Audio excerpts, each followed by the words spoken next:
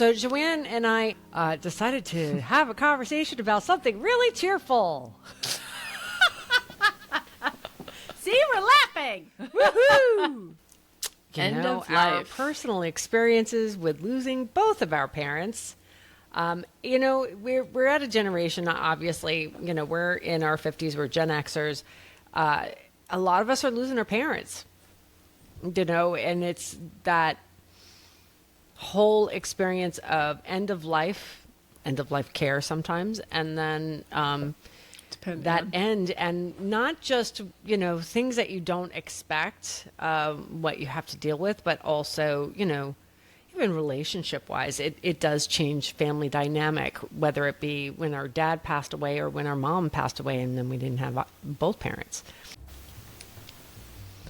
Welcome back to Quite Frankly Podcast. Life is weird and we have thoughts. My name is Joanne, and this is my sister, Danielle. Hi. I think I'm finally getting used to saying that. It felt weird. That's okay. Every once in a while, it's like everything leaves my head. And I feel like, it's good to start episode. somewhere. Oh, God, last episode. I still was like in a fog. Joanne, it's been an interesting week. How is your week? I am glad it's over. And this week has been delightful because I personally have, yeah. Okay. How was your week? I mean, went protesting. That was fun. Oh, yeah. We did too. Good, clean That fun. was fun. Yeah. And it was lovely to see so many people there. Much bigger turnout in our little Florida town than there was the last time. Well, when I heard 7 million people, that's a big chunk. Mm-hmm. At our protest, they actually said how many here are Democrats and are here, and they were screaming, and I was like, oh, I'm not a Democrat. And then they said how many here are independents and are here, and then I was like, yay! And then they said how many are Republicans and are here, and there was a crowd. Mm-hmm. Not a roar like the Democrats and the independents, but no, there was a mixed bag, and it was actually quite delightful to see people coming together on a united thing. Because how did like your I got stopped for a lot of pictures. You looked fabulous. I didn't realize. I know you mentioned was not great. it, but the makeup was not great. I was going for a sugar skull thing, but it was the first time I ever did it, and I honestly, I wish I had different makeup because it was kind of kicky and stuff. So it wasn't my favorite thing in the world. But from the photos, you couldn't tell. Well, thank you. It was delightful. The more street photos, I feel like you could tell, but that's just me. But it was fun. It was good, clean fun. Yeah. And that part of the week was delightful. I had other things going on. But other than that, like I said, this whatever cold it was that I had, it just lingered horribly, and I've just been, slowly. I've known a couple of people who have a cold this past. I feel like it's something going around. Like it hits you hard. Past and couple then of months. You're just slowly falling asleep everywhere, and just it's not COVID as far as I can tell, but. Yeah, I agree because we got COVID testing and they came out negative, so it's just something going around. So Joanne and I, in spite of our mixed bag week, decided to have a conversation about something really cheerful. See, we're laughing. Woohoo!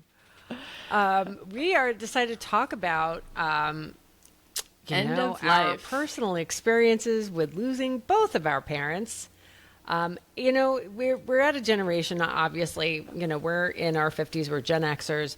A lot of us are losing our parents, and it's that whole experience of end of life care sometimes, and then end, and not just things that you don't expect, what you have to deal with, but also even even relationship wise, it does change family dynamic, whether it be when our dad passed away or when our mom passed away and then we didn't have both parents. You know, someone said to me, when the father passed away, the family comes together, like around the mother. But when the mother passes away, that's when the family falls apart and goes their separate ways. I mean, I could see that to a certain degree. I mean, traditionally in the oldies, it was the wife or the mother that was arranging all the social life. But they also say one of the reasons why men that stay married live the longest is because of the women making sure that everybody is staying in touch and you know. Oh, social connections? Social connections. I think of mom, though, with dad. He ended up living longer than her. But she tripped over herself to make sure he was taken care of. Right. Like he died first, but he was 86, and mom died after, and she was 81. Yeah. I'm going to say this as we go forward. One, they died differently, and you'll see in a minute. And two, we have made a pact to try not to bring family into it. It's hard not to because it's a very family event. Mm-hmm. But there's a lot that goes on in end of life that I recall we made a pact. I know on Dad's at his end of life, his death, we all forgave each other because it was like, okay, we're all grieving. Yeah, I think we kind of came to terms. I think I remember being in our sister's kitchen and it kind of being announced like, all right, we're all grieving. We're all going to say really stupid shit. And that we need to like just preemptively forgive everybody. Yeah. And not take it personally. Yeah. And then we didn't make that in with mom, but I think it was kind of understood. I think part of that was the slow unraveling of mom. Dad was very quick. So with our dad, a matter of days. Like Christmas Day, we usually have celebrations. The family comes together. I was not up there during that time, but Dad couldn't make it, which is like unheard of. Right. Like Dad was all about the family stuff. I even tried going to their house, but he was not feeling well and he was sleeping, and mom's like, and I called my mom to say Merry Christmas and everything, and I said, can Dad talk? And she's like, he's not feeling great, but like maybe talking to you for a few minutes would feel good. So I didn't even get to talk to him, and I was there. Knowing that he wasn't feeling well, I think it was just like that brief moment. I happened to call at the right time. Mm-hmm. Knowing that he wasn't feeling well, I just figured I would do like the Danielle comedy routine. Dad, you'll never guess what I'm doing this year. What are you doing? I'm making turducken. What on earth is turducken?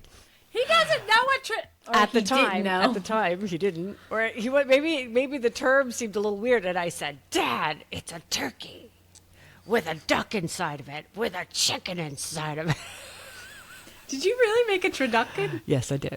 And it was the most horrible thing I've ever made in my life. I just want to say, but we're laughing, and he's like, "What kind of thing are you? That sounds crazy." And I said, Dad, I'll make it, and tonight I'll call you and tell you how horrible it was. And he's like, oh, yeah, I want to hear how it goes. Well, needless to say, by the time I had called later that night, because it was really, truly the most awful thing I ever made in my life, he was actually on his way onto the ambulance. And Mom said, can't talk. He's just not feeling well, and we're doing this as a precaution. He's talking. He's fine. All right. And all I remember is getting a call of Carol at 6 a.m. saying his heart stopped. They resuscitated him, but he was on machines. He was on life support. And you and I, because when I go up for Christmas, I go up Christmas Eve, do Christmas Eve, do Christmas morning with the family. I tried to stop off to see Dad. He wasn't available. We just went home. I live in driving distance. It's like a half a day drive. I drove home, and then when this happened, you and me were texting like mad, I remember, and you were texting your friend who's a nurse, too, and getting Yes, her. I had a friend that was a nurse at that hospital. And so as soon as she found out, she was already off her shift. She was doing like crazy, insane hours shifts, and she immediately ran over because Dad was like a second parent to her.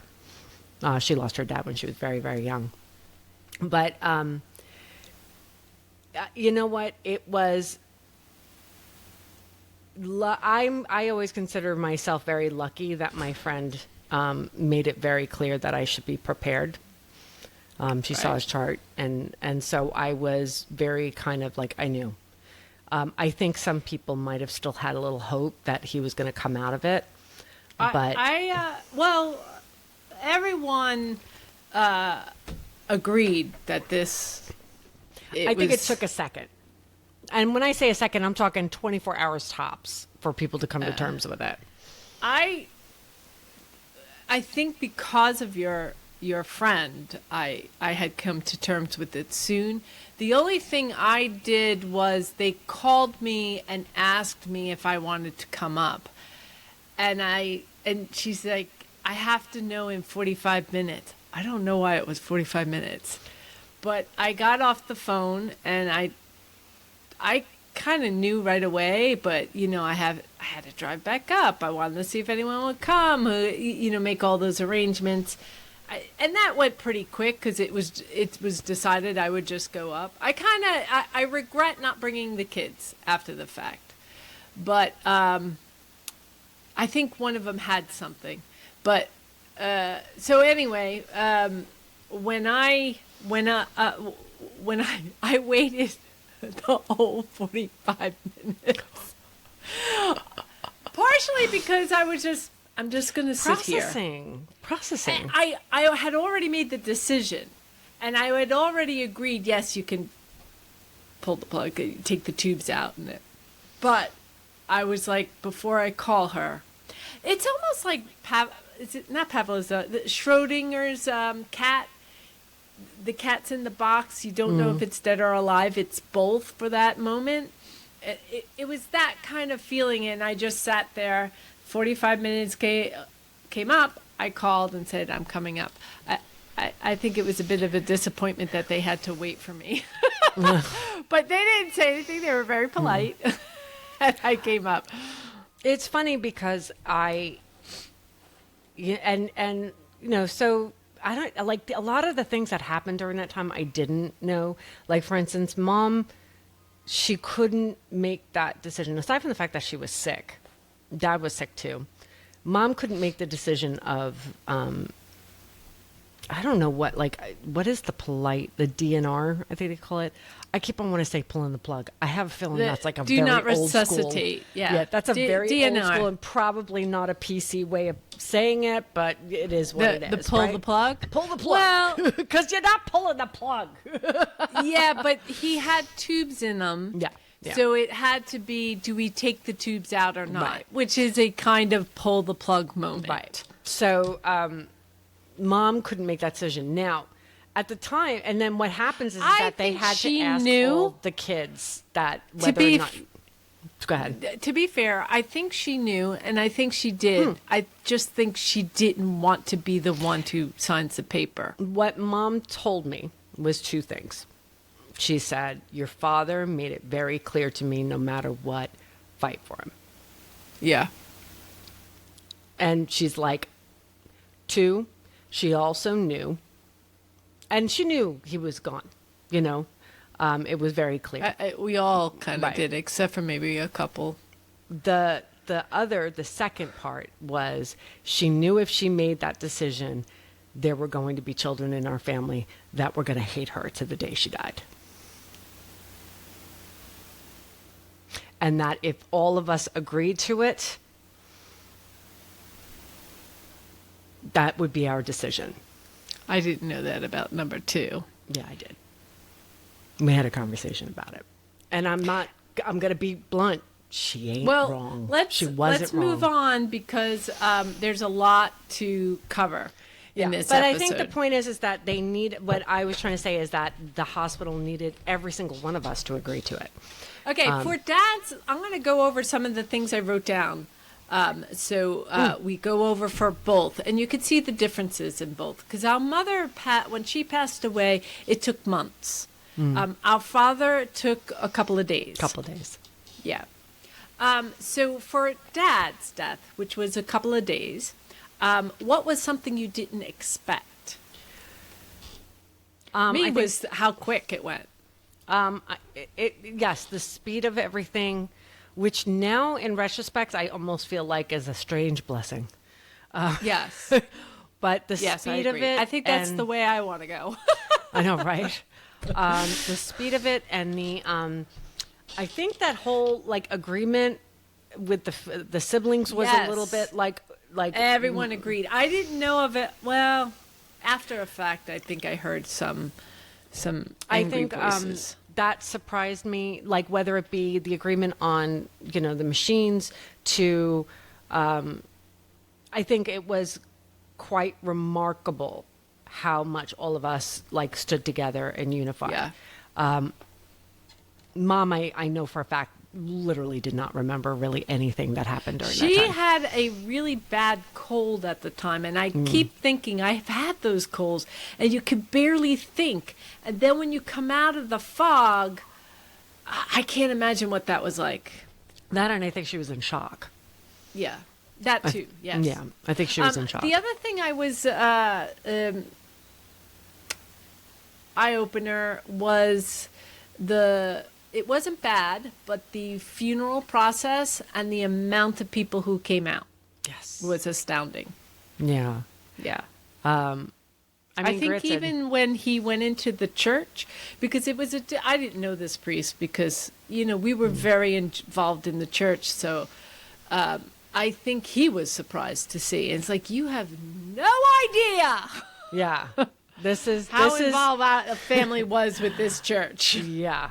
Clearly, he did not. He clearly did not. Some family members were insulted that they sent a deacon instead of a priest to the funeral parlor. Oh, I didn't know that. Yeah, I was numb. But yeah, I think that. But yeah, and the Knights of Columbus, they stood by his coffin, and it was a pageantry that Dad would have loved it. I think Dad outlived a lot of the priests at our church. Yes. And Dad was very active at the church. I mean, he was a dear friend to the Monsignor family Levy, too. who was there for decades, and he passed away. So and the church, the school. The school too, yeah. I think there were certain people that showed up that surprised me. Yeah. That I was like, I hadn't seen in decades, and I didn't have a full realization. There was one member. I don't know if I should say her name. I doubt she'll listen to our podcast, but Sister Joanne, and I was very excited. Yeah, Sister Joanne. I was very excited, and I didn't realize I was oblivious. I didn't realize how short she was. One. She was a principal at one point at the Catholic school that we went to. So of course, she must have seemed like a giant when we were little. She was a big personality. Shoulder height. And then two, I didn't realize that Mom didn't like her. I said to her, Mom, Sister Joanne's here. And Mom said, she's just here to say, I beat another one. Mom was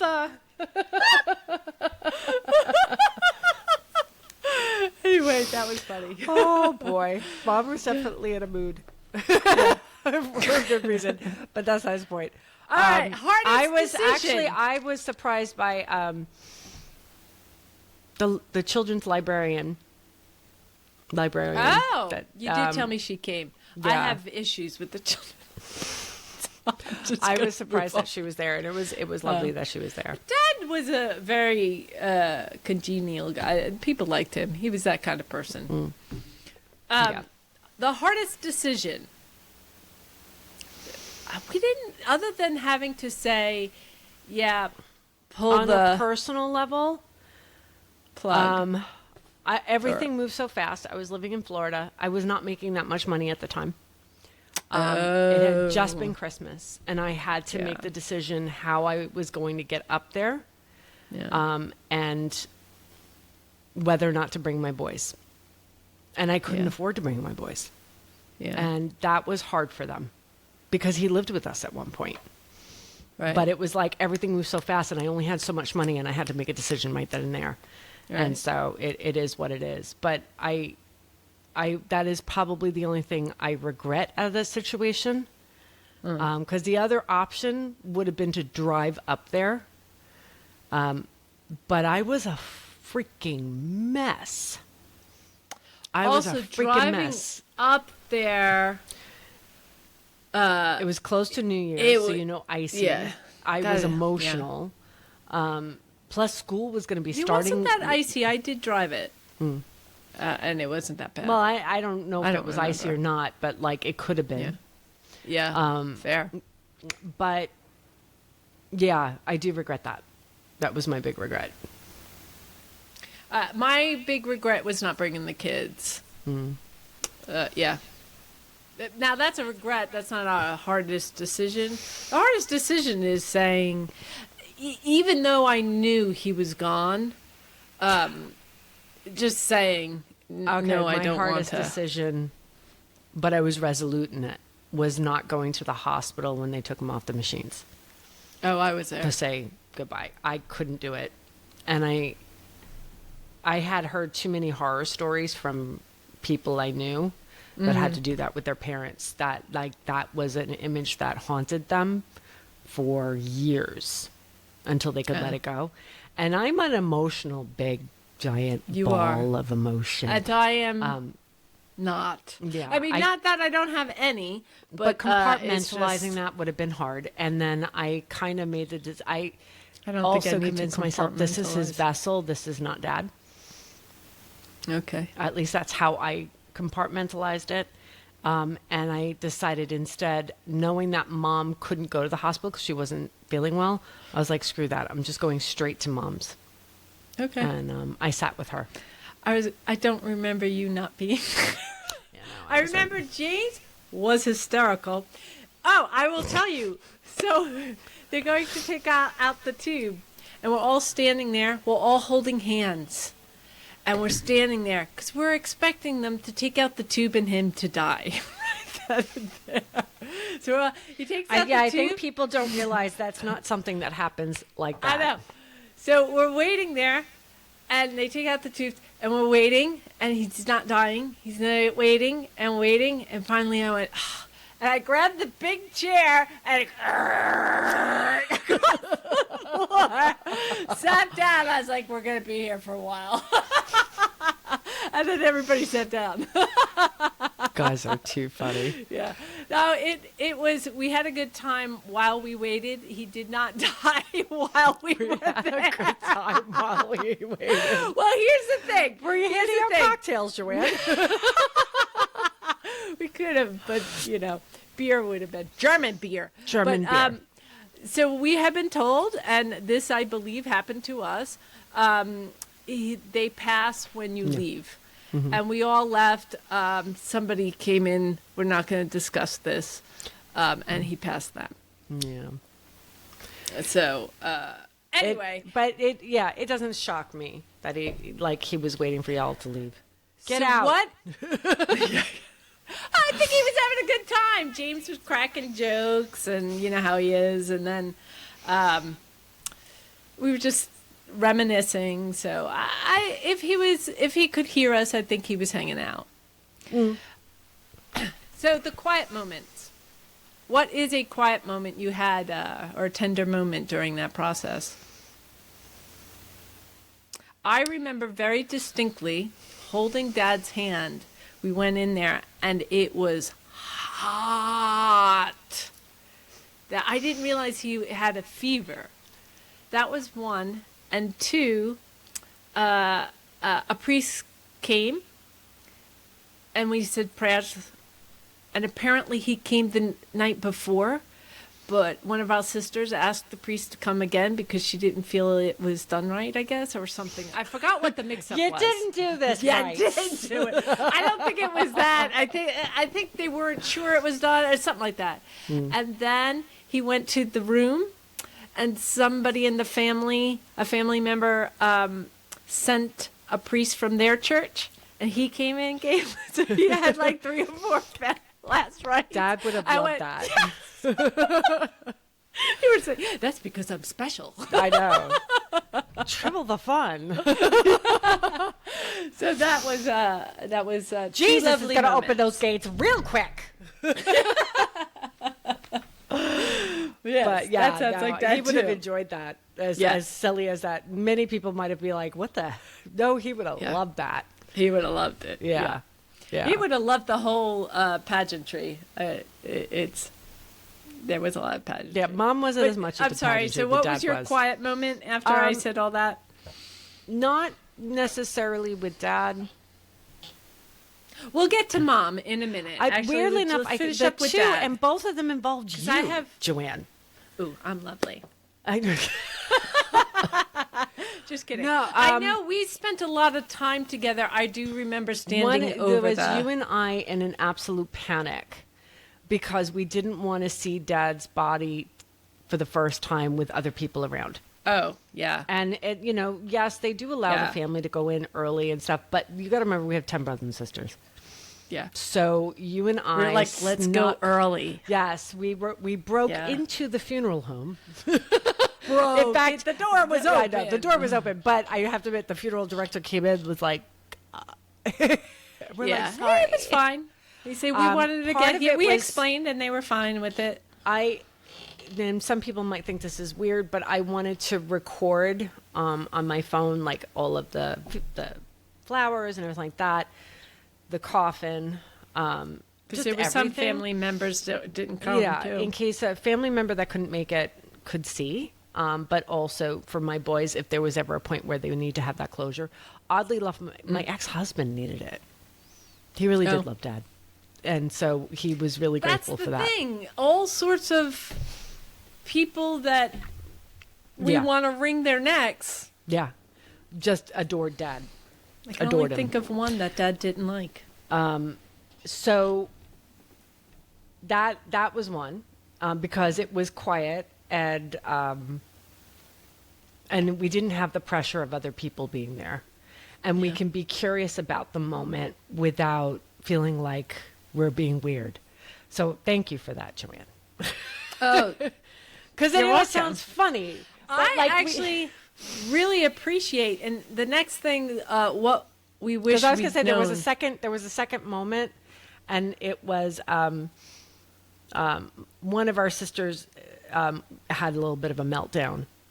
I She had a know, really I hard was- time, and I think of that too. yeah, I often too. think of that moment where you and I just kind of locked eyes and were like, "We're going to Starbucks," and we We grabbed were her. going already. Yes, we were It was going, more but of like a you're coming with decision. us. Yeah. And I think she was like out of her mind and Yeah. like probably didn't just kind of went along silent in Yeah. this car.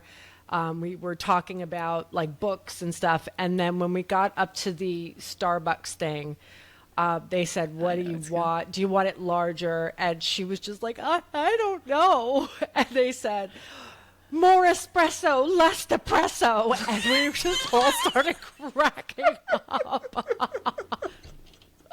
And that was like one of those moments where it's like that juxtaposition of like hysterical crying and hysterical laughing.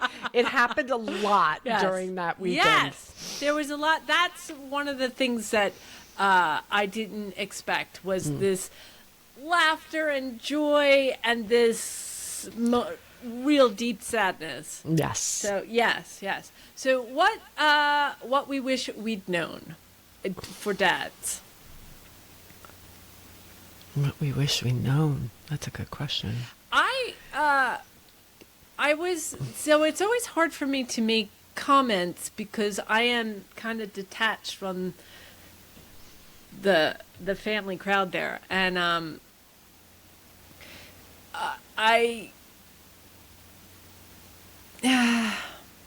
It's probably best I keep to myself. I think it, weirdly enough, if there was a funeral, if this is an end of life funeral, whatever, that It was a funeral. could be as, I don't know what you call the whole entire experience, like from the decision making all the way to the funeral, short of the fact that, you know, it was freezing out. God, we couldn't I even don't bury him. remember We had to have it in a little chapel, and they buried him later.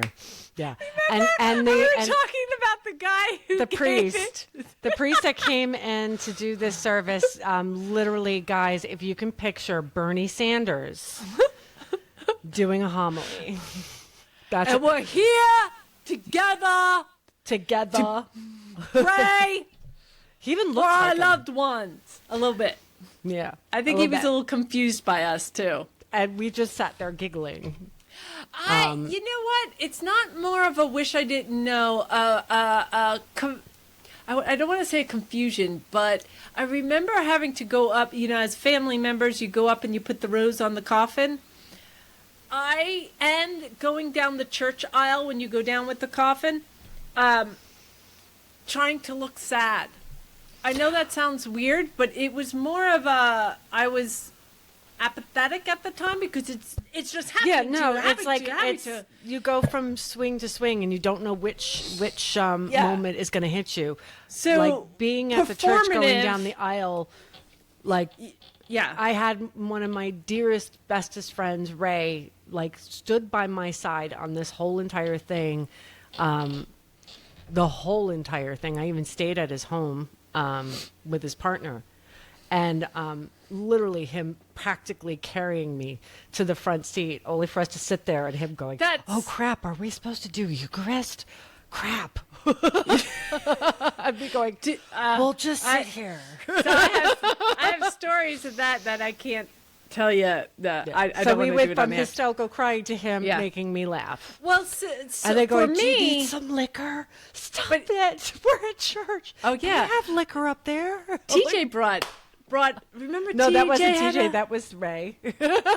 Oh, that's right, because Ray gave it to TJ Yeah. and TJ gave it to Ray- me. That's Ray right. made sure to I come did with hear that supplies. after. Yes, thank you, Ray. But that was part of the issue. Was everyone seemed to have someone. I was there kind of on my own, and you know, it's a bit of survival mode, bit of it's happening so fast that I wasn't at that point where I was breaking down crying. I don't know if there came a point a couple of weeks later I did. I would say the only other thing out of that whole thing, at the end, at the funeral parlor, when they just had the family and they were saying prayers, and then we were to say goodbye, I just wanted to kiss Dad on the forehead. That's it. Mom acted as though I was about to throw myself on top of the coffin. No, Danielle! I just I will wanted tell to you this. kiss my dad on the I forehead before they understand closed that. the coffin forever. Wait, Danielle, do you remember the Ebola outbreak in Africa? Yeah. That's because the, what do you call it? The tradition is you kiss the body. And when you kiss the body, you get the Ebola. So it's really not healthy to do that. No, there's a different reason that I can't say on the podcast why she did that.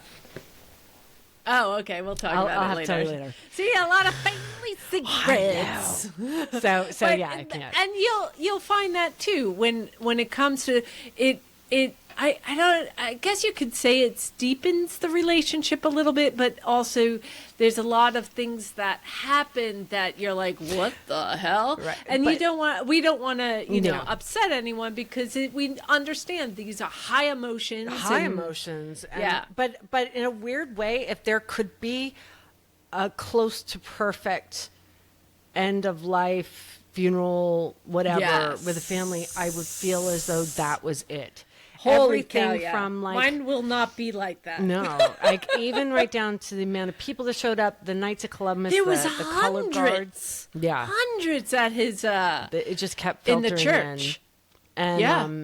I you was know, stunned. even right down to his monkey suit that he was wearing. Wasn't wearing a monkey suit. He was wearing a tuxedo because he wore Knights of Columbus colors because he was in the honor guard, and he had his big feathered hat and his cape on a thing. They had, going into the church, they had the Knights of Columbus had their swords out, and we went underneath that. And didn't they play as we took the coffin off? Play the pipes? I don't remember. No, I don't remember. All I know is that They did the flag for his service. Mom was like, I don't care. I was like, no, do it. They asked, do you want to do the with the flag? Navy. Yeah. With the Navy, Yes. I forgot. Yes. And I yes. said, Mom's like, I don't really care. I was like, yes, do it. do it. Dad, I'm sure would have loved it. Dad They would've did loved have it. a thing, Oh, and yeah. they made this big They'd be like, deal out of folding Why it. not? I and did giving my it- time in the. Yes. Why wouldn't I get that? Exactly. Yeah, Dad would have wanted it. But it was like a night. It was a good mix of like things that we wanted, things that we know Dad would have gotten a kick out of. Yeah. Yeah. It was nice. It's funny how we talk about it, and all these memories are popping into my head. I'm like, all right, we're halfway through. We're more than halfway through. We got to start on Moms, because Moms is a lot longer different. and a lot. It's not It's not as emotional based. There's a lot of things, society and governmental wise, that I think is that needs to be addressed. That is sad when it comes to the end of life moments. And we can start with, so I guess, do you want to explain how she got into this position of where she needed, where she was? Mom had a double stroke. Yeah. You know, it was. Bilateral, I forgot now, bilateral something. Yeah. But She had basically, and it was basically massive. catastrophic. Yeah. Yeah. Plus, she also had coronary issues, so they couldn't even do any kind of surgery or anything. and leading up to it, she had several AFibs. And it's funny because I didn't know what AFib was, and she would call me, Joanne, I had an AFib. And I'd be like, all right. And then finally I looked it up, and it says if you have too many AFibs, you'll have a heart attack eventually and pass away. And I was like, damn, Mom has had AFib for years. Years. Yeah, so But you have to understand, our mother also really hated doctors with a passion. yes, With a passion.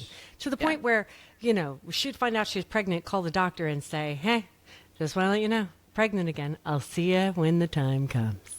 And she wasn't going to them. Nope. Yeah. Let's not go into how much she hated him, because Yeah. Well, no, I'm just saying it was not, she didn't like going to the doctor. Like, you got to figure, you had 11 Yeah. kids, and the amount of times that kids have to go to the doctor, like, she must have seen them like 24-7. So I don't blame her in the slightest. So she just didn't like going. She also felt like she was being scolded because Mom liked to do things that were not healthy for her and didn't want to be told that you're not supposed to do that. Let's move on. Okay. So what didn't you? Here's the big conversation. What we didn't expect. One, finding her a place. Well, I think accepting the fact that she needed to go into hospice was our first step. And Yeah, 'cause at first we that tried came rehab. from her. We tried getting a rehabilitation, and she kept. So with the stroke, she couldn't speak. It was word salad that would come out. Occasionally stuff would come out, but like for the most part. For the most part, particularly, it improved as time progressed. But particularly in the beginning, she was really bad. And she would talk in a way that... Almost interpretive. Yes. Symbolic. Yes. And it took us a half a second to figure that out. And once we did, I'm saying we have a sister who did the Most of the primary work. care during it, Yeah. and I really appreciate it. I don't know how she did it. No. Because I was stressed at a lot of this stuff, and I wasn't. I barely was involved in the general taking care of, but so the decision that we realize mom wanted to go into hospice, which is,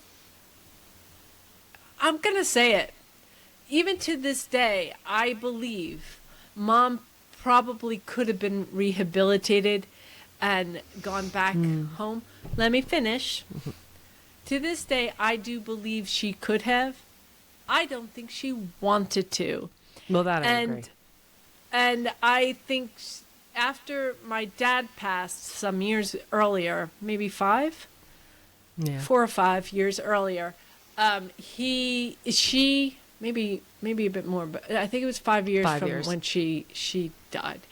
I think she kept saying, I'm ready to go, I'm ready to go. So I think her spirit, and that's why she couldn't rehabilitate, because mentally she wasn't there. If you think mind, body, spirit, it was my birthday, and we were talking about death. I mean, she talked about death a lot. She talked about death, and particularly after Dad died, and not in a like a negative way, not in like I wish I would die. No, and more of like I'm not afraid to die. That's not me. Like it was always not afraid to die. I'm looking forward to seeing what's on the other side. I had a good life, Joanne. I had a good life. Okay. I don't know how to respond to that. I think that's we would what have I said. conversations. I would respond to it, you know. So I mean, maybe that's why the conversation would turn to something semi-positive. But on that day, she was talking about how. But she talks about it a lot of days. It could have happened any time in those 5 years. Oh yeah, it was just on my birthday. She talked about it a lot. On my birthday. Oh yeah. Call me for my birthday and let's talk about death. And then, she waited also till the saw- next day before she passed. She also saw, I think, the day before that, a spiritual guru or something, and it really affected her. And she sees a lot of spiritual gurus. I know, but this who did she particular one- see? I didn't know this. I don't remember her name.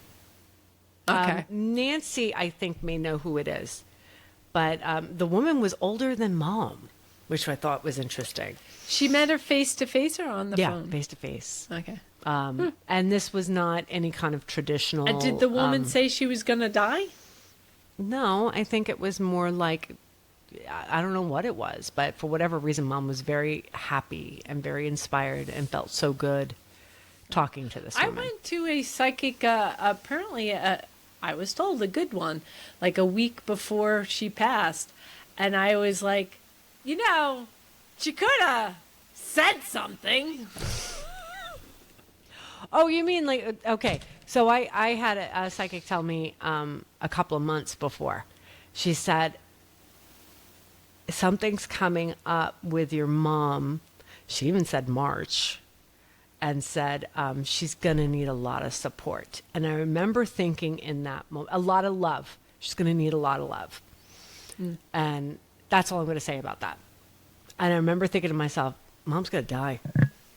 Did you ever ask that psychic? I know you're semi-friends with her. And what did she say? Did she know? She says, I don't remember saying it. But she said, I also know I don't tell people someone's going to die. Yeah. She goes, so I might have gotten it and went, you need to give her a lot of love. We laugh. All right, yeah. So that's the death part. Yeah. The craziness was once you go into the hospice, there are different facilities you can put them in.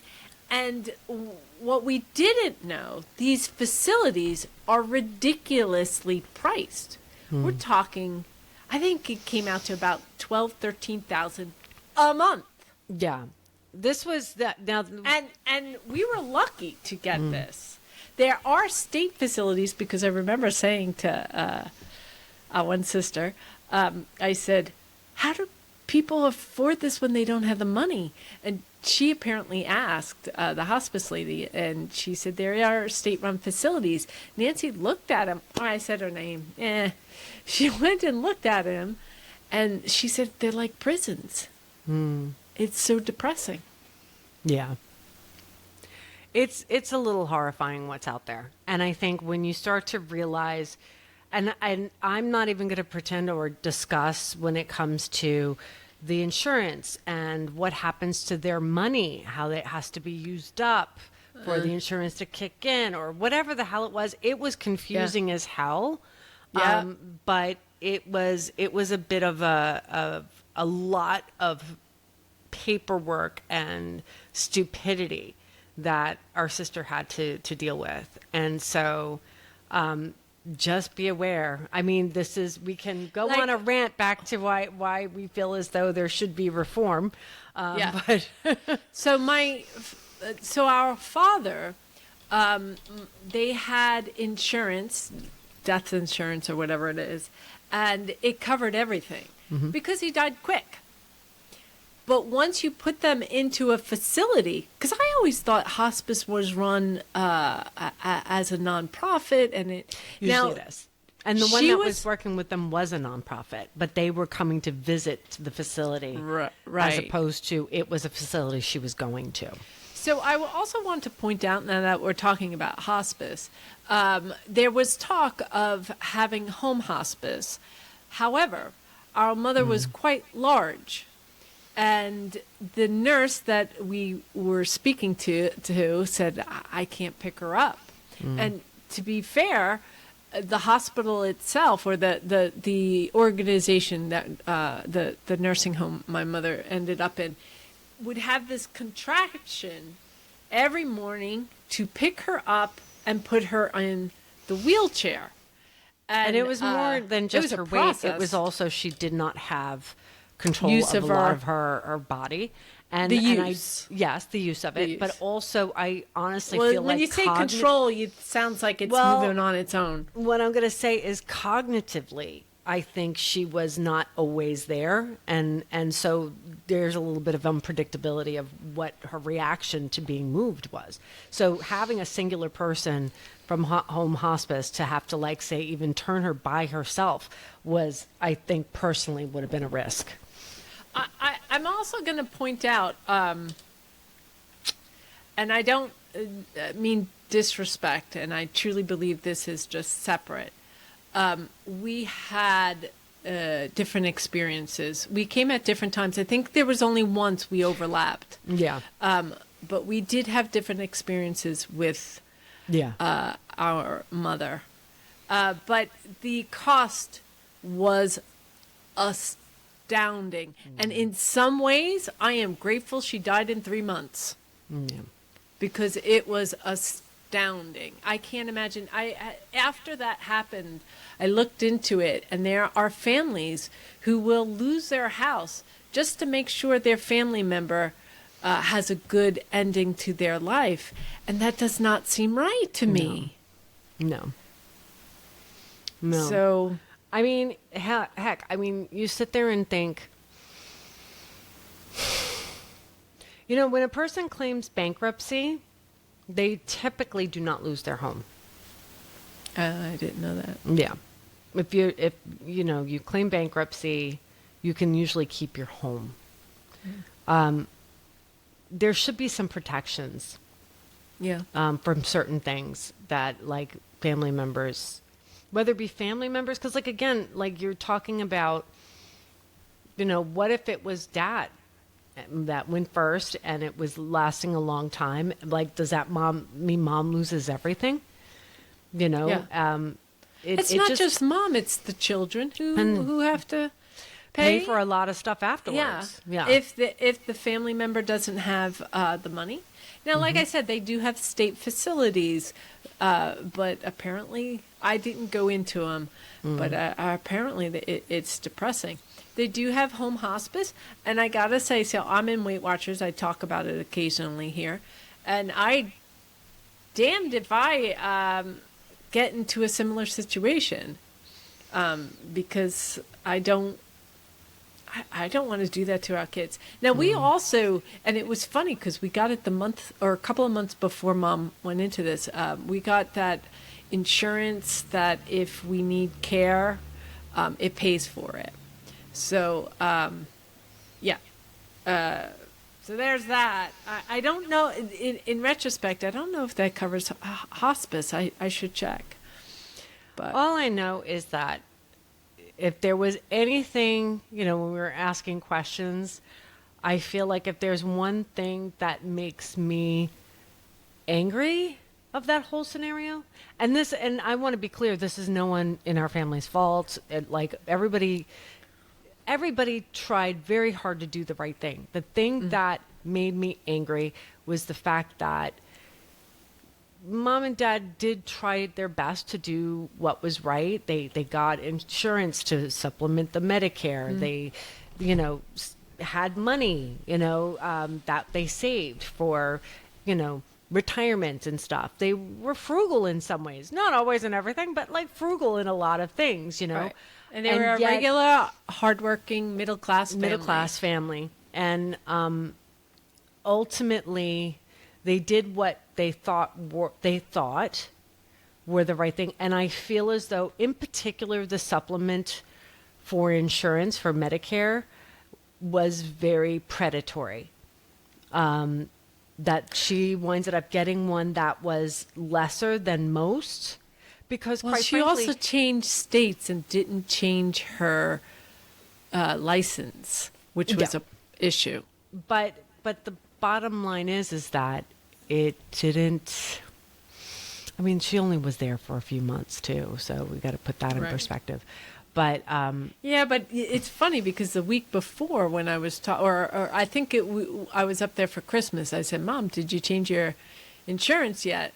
Your license yet?" "No, I got to do that." I was like, "Yeah, because." Anyways, because Virginia actually has very good. Is it Medicare or Medicaid? I always get those two confused. I think it's Medicaid. Very good Medicaid. I just feel as though she should have had better options. And the fact that no matter how we tried to rig that situation to make sure Mom had the best that we possibly could. Yeah. And let me tell you, no shade on the place that it was at, but it still required us to be there from sunrise to sunset every day and take shifts to make sure Mom was getting the care that she needed. I didn't realize that, and I babysat her for a week.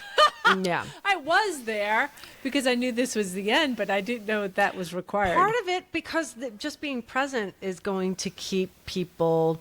I know I didn't like the How nurses, many times man. did you have to go and ask them to help put her from the chair into the bed or the bed into the chair? Oh. How many times that Mom was in pain and crying and screaming, and you have to go hunt someone down? Oh, I didn't have that, but came to me. But that didn't have to do with pain. Well, anyway, the bitch came to me when I was trying to say she wants to go to bed. Said to me,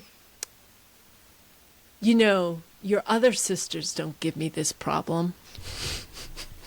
God. She named the sisters. I was like, fuck you, bitch. I didn't say that. I just rolled my eyes like, oh, you got to be fucking kidding me. Now, I told the family members because, what are you trying to do? Pit us against each other? Right, bitch. that's not acceptable. Who do you think? Our family has always been, we fight, don't get me wrong, but I always felt we were always blood is thicker than water kind of family. I was like, don't you dare. Yeah. If I'm going to pick a fight with my sisters, it's not your fucking trouble. All right. I could do that all myself. I know. But I guess that's my biggest thing is I do wish she had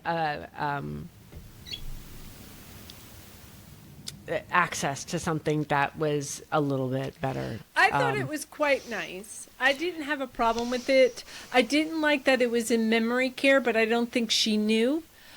She did have a window and she did have a private room. I think they threatened at one time to put somebody in there, but they pretty much kept it a private room, which is difficult to get. I think it's partially because she it was so much care in comparison to the other patients. It just probably made more sense. Perhaps. I don't know. I saw those patients and they look oblivious. But would roll her, and I'm sure you did, rolled her outside, sat outside for a bit, and rolled her. No, in many rolled her regards, around. it was great. I just think I do know the times that I saw Mom at the most peace was when the hospice people came, in which they came, like, I think Yes, 3 I times a agree. week. Like, Yeah. the way they handled her, this is how Yeah. they're trained. And they're trained for something else. So Yeah. that's why I thought, like, you know, if you're at the end of your life, we all knew she was going to pass away Yeah. sooner than later. So if you were going to have people handling her or taking care of her, you would want the people that had the kind of patience and care that Yeah, and I they had had. wished, because I had heard about the hospice facility, and I had wished they put her in there where the doors can go and you could push the thing out. But we were told at that point when it They was were ready filled. for her. No, that's not what I heard. Oh. I heard she was in such poor health that they felt she would die in the ambulance or the vehicle, the medical transport. So that's what I was told. I was of the understanding they were filled, but maybe I'm wrong. Because That's quite not how I frankly, understood when it. my ex-husband was being transported to the hospital, to the hospice, I think they were told the same thing. He wasn't even conscious. Did he die in transport or die at No. the... At the, I at the will hospice. say my father-in-law, I don't Within think a they've week, listened if to not this. less. Within a few days. My father-in-law, I think, did in transport, like at the end of transport. But all right, hardest decision.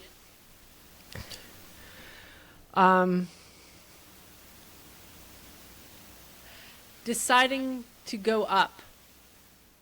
That was I went never. up twice.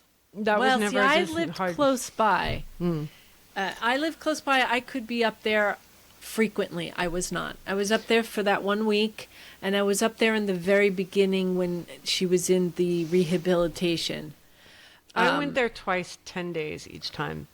And just before she passed, I debated because I could feel it in my bones. She's gonna die soon. But we had family members coming in from out of country, and I was thinking I gotta pick them up, and I was also thinking it's gonna be too late by then, and it was. She died while they were in the air. My biggest regret was when that day that we were leaving and you were going to drive me to the airport and we were leaving from the facility. Okay. Mom was in one of those pain moments and they were trying to settle her down, but I had to leave because we were going to miss a flight if I didn't get going soon. And I was trying to say goodbye and she was in pain. And then I said, Mom, I have to get to the airport. But I'll come back in June when the boys are done with school. You know, and it was May. And she just all of a sudden had a look of, like, she stopped fussing, like she was fighting them. She stopped, looked at me, and started to cry. And I was like, she knows I'm never going to see her again. Aww. I And it was know like she that. didn't. It was like that. I didn't slow down. Yeah. And I regret not slowing down for a moment. I didn't realize this was going on. It was like a I couple know of she hours kept later that I thinking, realized she knew am I was never still going to see her again. here? Yeah. Oh, Yeah. yeah. I think it was a couple of hours later that I realized she knew. I didn't realize it in that moment. I was still like, I'll see you in like a month. But she was like, a month? I'm not And she's- staying here for a month. Yeah. And, yeah. Yeah. So that I regret. I regret not slowing down in that moment. But other than that, it whatever it is what it is. You know? We got to say goodbye. We didn't get that with Oh, Dad. yeah, no. I mean, I didn't get that with Dad, at least. there were You- times where people don't tell a lot, like you don't know it until you go through it. And it's funny because I have talked to many people that have had family members that had strokes that were catastrophic, and they say some of the most outrageous and horrifying things. And about what? About the person about dying, just people or about in general.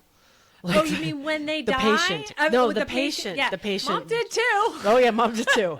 Bob cursed us out. Like she was not one to do that. I did not get cursed out. Oh really? Oh, she cursed me out. Oh wait, I did, and I can't say why. Yeah, I'm saying. Do you know why?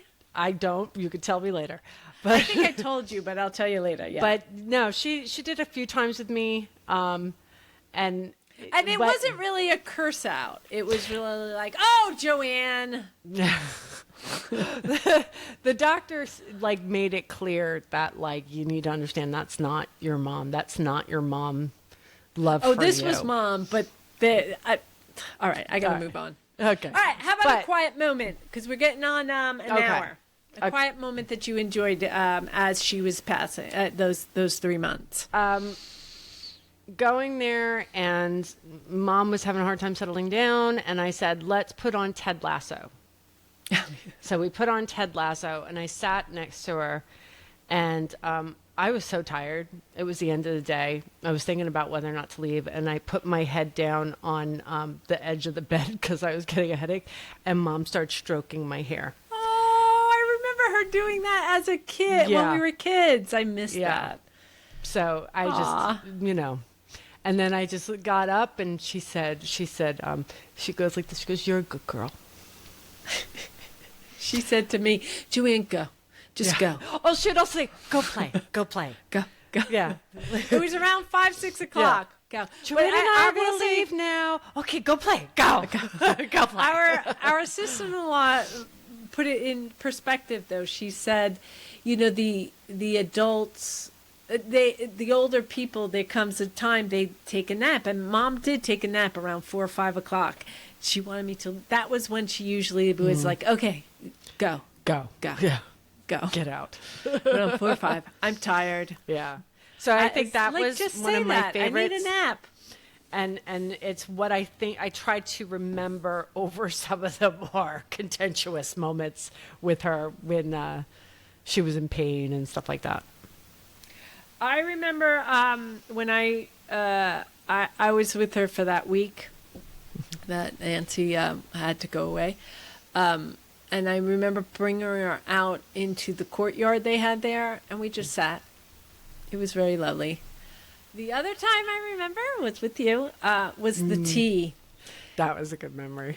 That was also a bit of a regret. I feel like I should have, the next day, because that day she was, I think they were giving her too much meds. Because I bumped into someone, because I dropped you off, I bumped into someone, and she said, "How are you doing with your mom?" And I was like, I pointed to Mom like, "She's been like this all day.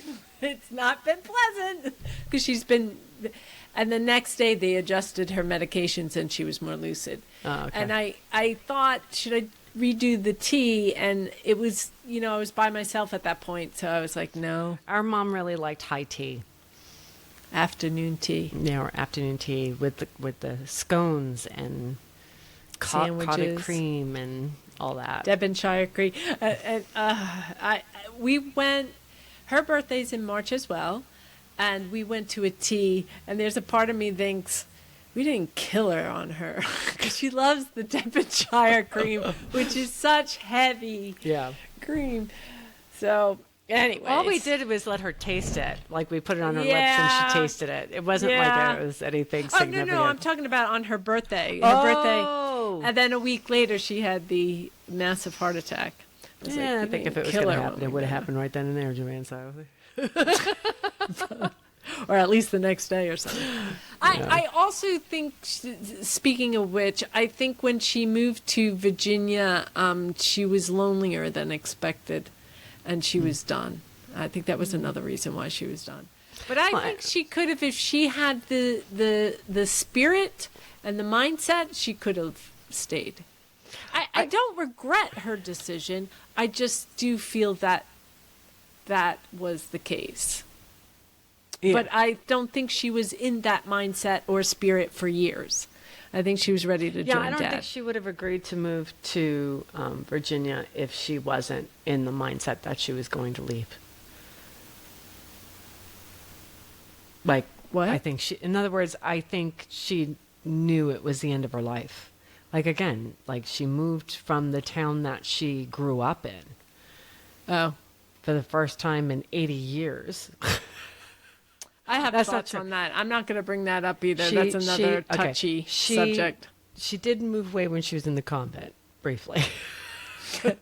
But, I mean, yeah, I think she just, was done. So what do you wish you had known? Insurance. Insurance. Like, Which insurance I wish I'd covers known end of that life? Mom's Yeah. insurance wouldn't have given her better opportunities, and I would have, like, personally got on her ass and made sure she was insured in the way that she needed there was to be. a discussion of the will, and as I said to the family member, Mom had a lot of intentions, but not a lot of follow through. Yes. So, yeah,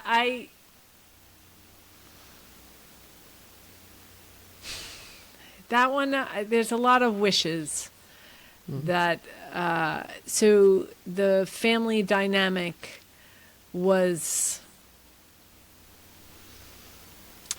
a challenge more Yeah. during Mom's death than Dad's. I suspect it's because Mom had a long, It was like the death. long goodbye, but A it long wasn't goodbye, like yeah. always, it wasn't a pleasant one. we were lucky it was only 3 months. Like Yeah. Carter lasted years Yeah. in hospice. I feel like all of us had the different range of emotions. I wish there was more transparency. Yeah, different range of emotions, different range of. It's almost like we were all in different stages of grief while she was still alive, and none of us were on the same stage, so we were all in conflicting moments at sometimes. And in some ways, like sometimes some of us were doing better than others, and we could be stronger for everybody else. But then other times, it was like we were all a mess. So I think that it created some friction. I have That didn't necessarily so need many to be there. thoughts, Yeah.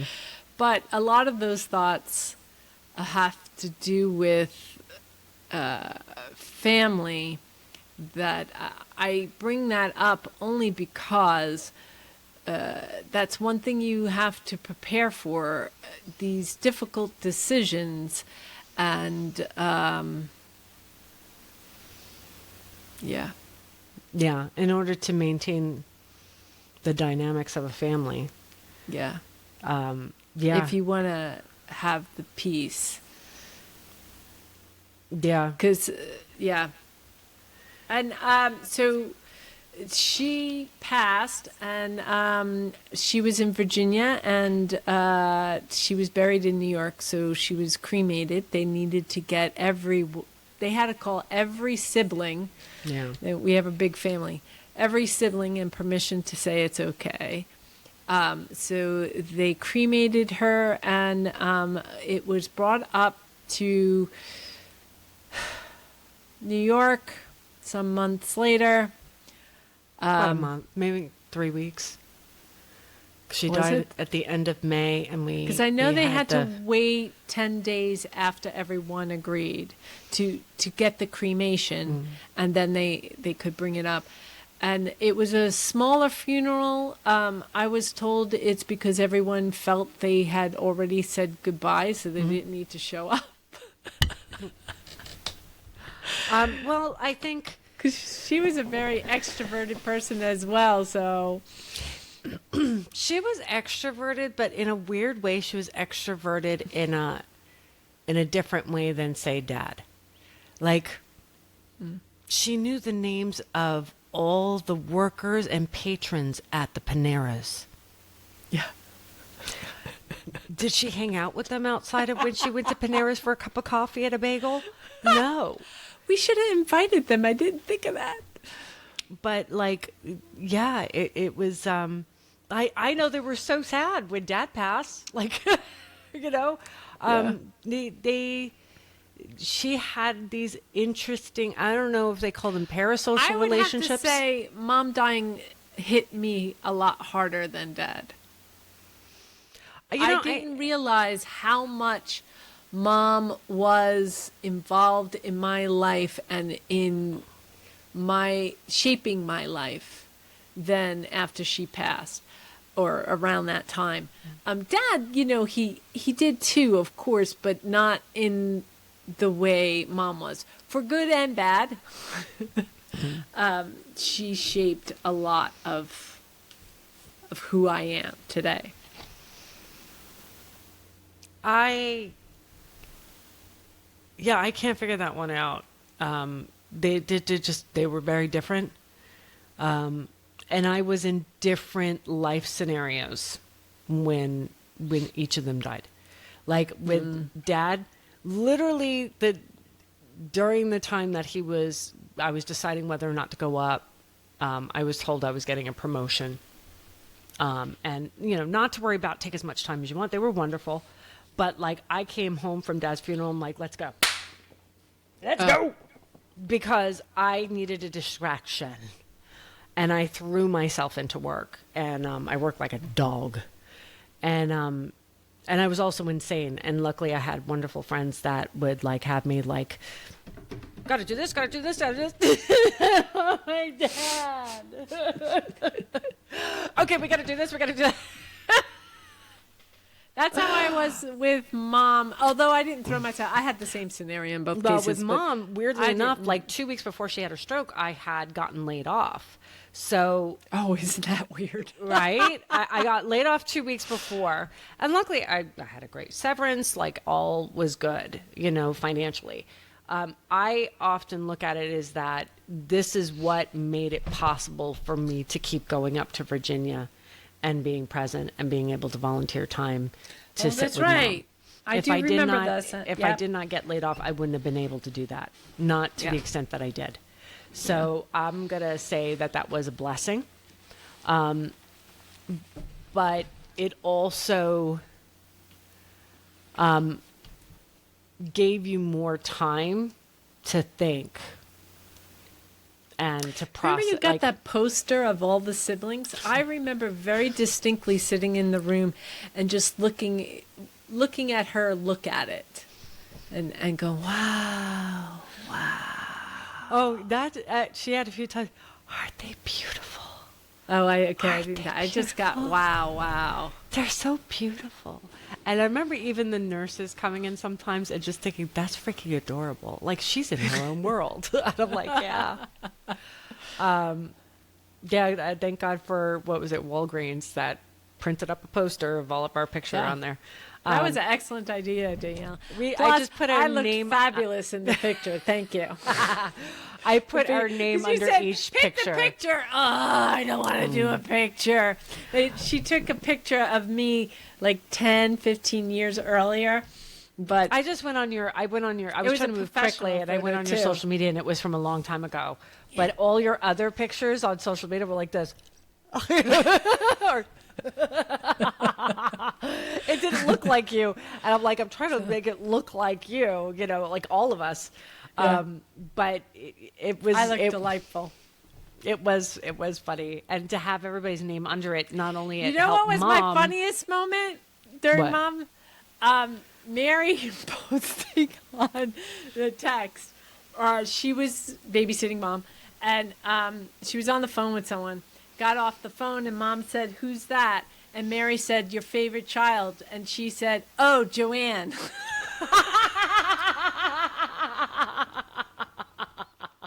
Why are we both laughing at that? I was like, there's no way. I love it. And every once in a while I think of that.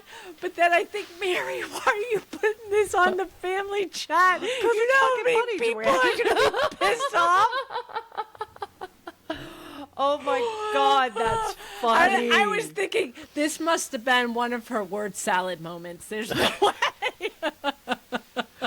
That's funny. I think we had clashes quite a bit, and yeah, the end. I'm not going to go into that. The end. Let's put it this way, I've invited her to my house, and she's visited other family members, but she's never visited me. So, there you go. That's funny. That's funny. I don't know. That She could have been being cheeky, too. Oh, I'm Joanne. Joanne. Must be Joanne. Just to piss everyone off. Oh, my That's God. funny. Any other questions? We're like at 1:15. I think the main lesson I got out of this, and I have to look into it, I keep forgetting. I want to look into our insurance. Our insurance is supposed to cover us if we need home health care. We bought insurance for that. It's a lot, but we're at that age. And be prepared. It is extremely expensive. I remember talking to somebody about it. It's like, my mom's going into I can't believe how expensive. And she said, yeah, they paid here $11,000. It's probably more now. $11,000 a month. And I said, how did you guys, and she lived a year.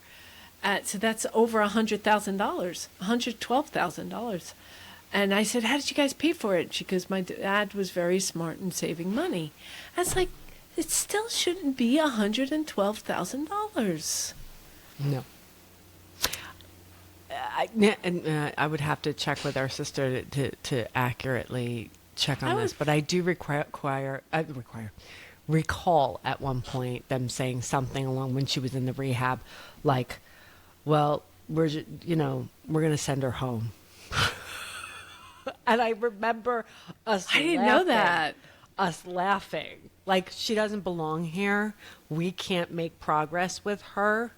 So, this was at the rehabilitation or at, okay, yeah, the rehabilitation was a bit of a. And that, like, their answer to that was to send her home. And we're like, the fuck? I could have recalled, and I think I recall kind of maniacally laughing. Like, what, are you kidding me? We're supposed to take care of her at home? That's funny. Like, are you kidding? I didn't know that happened. Yeah. That is. Which put a little pressure on trying to find a place. Yeah, Nancy did good job. I would have to double check, but I have that and that's memory. why I don't understand how you didn't like that place. I thought it was a really good place that the rehab they place? found. Oh, no, I'm not saying it was bad per se. I just, in other words, it's almost like if you put it in the perspective of like, I wish you could have done it at home. Like you are somebody that just you're going through cancer treatment, all right? But instead of sending you to the cancer, like oncology and getting support there, they instead send you to the maternity ward. Oh, I got you. I see what you're saying. So it's not a trashing on the staff or they were just not trashed prepared. on the staff. But they were not equipped, prepared, or understand. I don't even think they totally understand how she winds it up there. And I think it was just a draw of the luck that she did. That we were able to find, because she did have memory issues, so that was her little slip-in. Yeah. But like, they were not prepared to handle someone that was actively dying. And that's why I'm saying it was a nice facility. I always thought you were commenting on the facility. No, I'm sorry, it was I'm a probably nice not facility. communicating right. This facility was lovely. It's just they were not trained in the way that when I saw the hospice people come in, they were trained. They were trained to take care of mom. And I wish they had. Yeah, I wish they could have gotten them. Yeah. All right, we should finish up because it's at 8. It's almost 8:20. Okay. We went over. So I mean, it was a lot. It Yeah. was a lot of information. I hope we didn't depress want to you put all. this out here. First of all, we got a new subscriber last week. Actually, two. And I may have had a friend. rolling now. I had a friend who called me this morning to tell me, like, actually quote something that we said at the end of the podcast to prove that she actually listened to the end. Wow. Way to go, Colleen. Thank you. So if you are here still with us, please comment in there. Tell us hi. Stay to the end, because now it's like a I would running like to joke at think this of- point. I would love to hear how other people handled end of life of their family. I'm curious, partially because I don't want to put this burden on my kids. Yeah, no, I don't either. And I don't know how to fit. We do have that one insurance. I forgot what it's called. I but kind of it's- want to tell my kids Valhalla. Home like, health. Get me a little boat. Put flowers all around me. It's okay if I'm still alive. Just push me off. Get a No, little give you arrow. drugs first. Yeah, well, give me drugs. Yeah, you knock me out. It's Give fine. you drugs. And just and let then me. And an then arrow. yes. With Of course, they have to be a good shot. They used to win awards. Oh, good. Yeah. Oh, yeah. good. So I think they could handle it. And that way we just avoid all that. No, they Yeah. might be traumatized for the rest of their life. Come on, the Vikings did it. Oh, I know. Right. And look, it's here on the podcast. I don't know they if their warriors were still alive when they did it. Yeah. Yeah. All One right. of the things I have. Never mind. Okay, we'll end it here. Right here. Make sure you Okay. subscribe if you've listened to this whole damn thing. Why would you not subscribe if you're still here? So subscribe. Bye. Bye.